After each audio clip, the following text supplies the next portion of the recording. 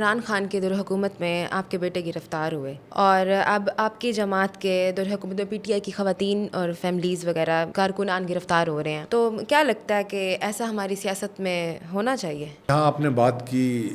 عمران خان کے دور کی، جس میں میرے بیٹے بھی گرفتار ہوئے، میں خود بھی ہوا، خود بھی میرے پہ آج تک پرچے ہیں، لیکن ان کا یقین کریں کوئی جواز نہیں ہے۔ میرے بیٹے کو گرفتار کیا، وہ بیرسٹر ہے اور وہ یونیفارم میں تھا اپنی